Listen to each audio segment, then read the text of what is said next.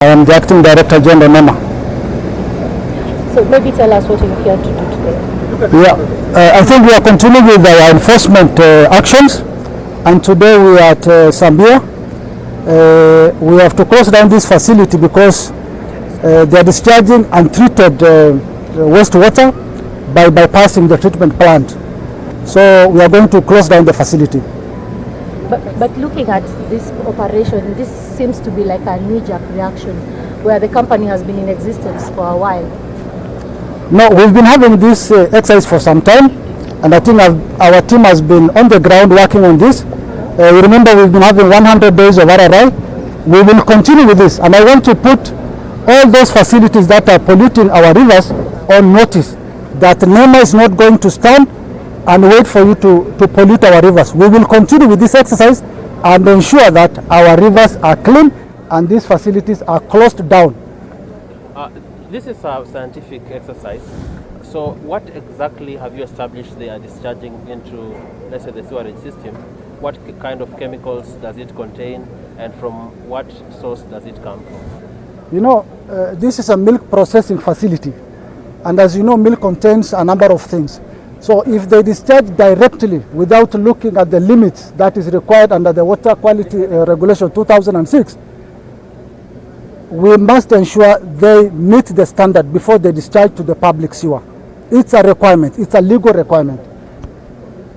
But then again, before you sanction a company to start working, such as this, isn't there a standard operating procedure that you first allow as NEMA before they are allowed to operate? How does it happen that they are able to operate for months without being detected? You know, as NEMA, we've been working with these industries, with these factories. We normally give them time because there is compliance assistance we normally give them before we come to the issue of closures. We take them through the process and we receive environmental audits to ensure that they comply. Yep. And when you talk of compliance, there is this aspect of effluent discharge standards. Maybe can you elaborate what are these standards that they must adhere to before allowed to operate? You know, the standards are very clear under the Schedule 5 of the Water Quality Regulation 2006.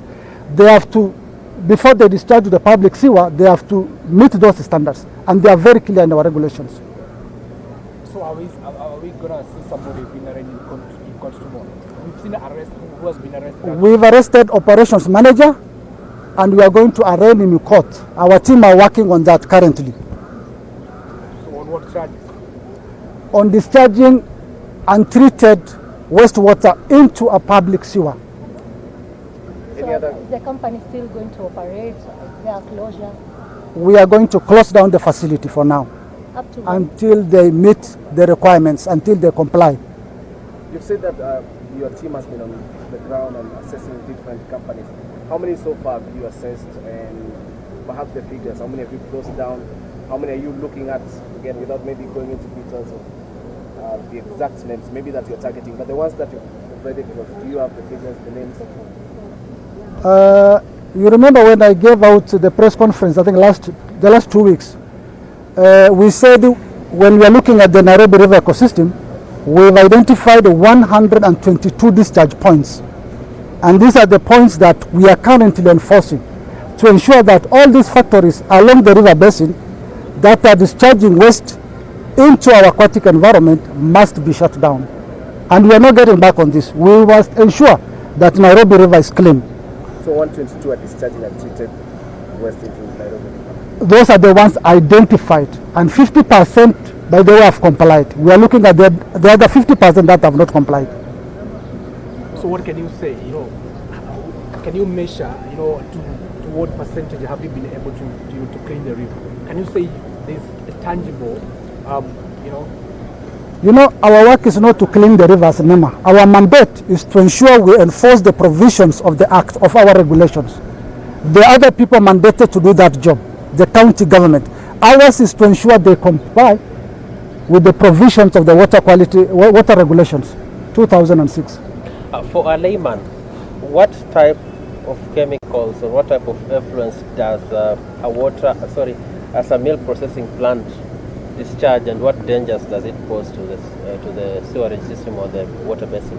Like this facility, they have a treatment plant, if you've seen it there, but they are bypassing that and drain directly wastewater into the public sewer, which is really against the law. Yeah. So in short, what comes out of this? Out of this, we are closing down this facility, give them those orders, and thereafter ensure that once they comply, we will open it. But unless they comply, it will remain shut. Okay, my question was, is it spoiled milk? Is it milk preservatives? Is it what kind of chemicals? Do you understand? I'm saying wastewater, right? Wastewater is a general term. Maybe that. This is a processing facility, you know, and they process milk products. So all this, instead of going through the treatment plant, goes directly with all this content into a public sewer. And you look at all those solids, all right? Yeah. You say they have the effluent treatment plant, but they bypass it. What would be the reason behind that? Is it they just don't want to use it, or what? Maybe from our inspections, our team will be able to know why they are bypassing the treatment plant and discharging directly into the public sewer. We will know that with time. Maybe Instead of closing down these industries, there's a feeling that you could protect the river by maybe digging a trench and putting up a wall so that you can just protect the river instead of the business. No. That should not be the case. They have to comply. They have to comply with the provisions of the law. We have guided them very well, and they know the law very well. So they have to comply. There are no options, because unless they comply, remember, look at the way the rivers are. We need to work on this to ensure, as NEMA, our environment is kept clean, safe and secure for everyone to live in. And this is a constitutional provision. We all have right to live in a clean, secure and healthy environment. But the same also comes with responsibility. It is the duty of every citizen to ensure you enhance and protect the environment. Last week you went to arrest the Nairobi City Water Managing Director. You were not able to. What is going on? The governor also said that the problem is not Nairobi City Water and the county government. This thing has been there for years. If you look at this team today, we are with the team of Nairobi Water and Sewerage Company. We are working as partners, as lead agencies. And if you look at, they've also not gotten permit to discharge or rather to connect to the sewer, because they do not have that as we speak now. So we work closely with Nairobi Water and Sewerage Company also. I think members of the press, we need to go for other facilities that also need to be inspected, and then stern action is taken against them. So we'll ask the acting DG to be excused for now. We want to accomplish as much as possible for today. We can also do the other interviews even subsequently as we